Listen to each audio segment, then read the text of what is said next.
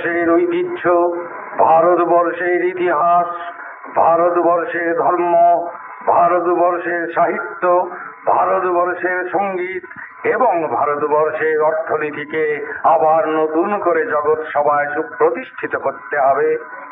ভারতের অগণিত নরনারীর জন্যে, ভারতের অগণিত দিনমজুরের জন্যে, ভারতের অগণিত কৃষক ভাইদের জন্যে, ভারতের অগণিত ধনী এবং বণিক সম্প্রদায়ের জন্যে, ভারতের অগণিত মা বাপ ভাই বোনেদের দুঃখ মোচনের জন্যে আমি আবার আপনাদের কাছে এসেছি।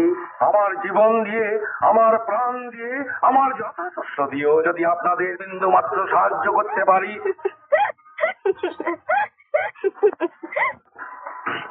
আমার জীবন দিয়ে, আমার প্রাণ দিয়ে, আমার যত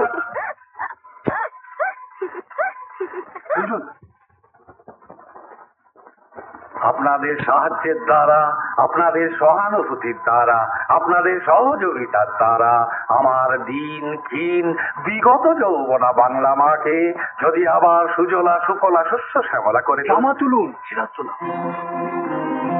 বাংলার ভাগ্যাকাশে আজ দুর্যোগের ঘন ঘটা, কে তাকে আশা দেবে, কে তাকে ভরসা দেবে, কে শোনাবে আশ্বাসের বাণী? আমি শোনাবো। আমার সেবা দিয়ে, আমার কর্ম দিয়ে, আমার ভালোবাসা দিয়ে আবার আপনাদের হয়ে আমি বলবো,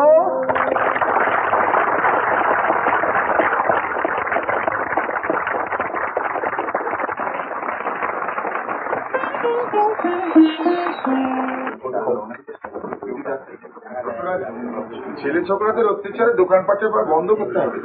হ্যাঁ গো, ভালো মানুষের বাচ্চা বলি, গপ গপ করে 6 বছরগুলো দিচ্ছ, আর তোমার এই পৃথিবীতে অনাথ শিশু দুটো না খেয়ে আছে, বলি খাবারও তো মুখে রয়েছে। ঠাকুমা,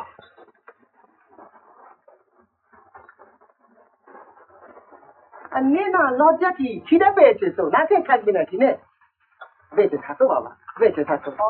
মশাই, আজকের ছোলা দিন তো। কিলো বলুন ঠাকুমা, কিলো বলুন, ও শেঠের আজকে লুটে গেছে। ওই হলো, যার নাম মুড়ি তার নাম চাল ভাজা। দিন, রবি আমার ঘুগনি খেতে চেয়েছে। কার জন্যে? রবিবাবুর জন্যে? নিয়ে যান। দাও হে, 500 গ্রাম ছোলা দিয়ে দাও। দাম বাপু পরে দেবো, 2-1 দিনের মধ্যে রবি আমার দেশে যাবে, ধান টান বিক্রি করে আনবে, তখন দেবো। তাই দেবেন ঠাকুমা, তাই দেবেন। ঠাকুমা, একটু তেলও সঙ্গে দিয়ে দিই, ঘুগনিতে নিশ্চয়ই লাগবে।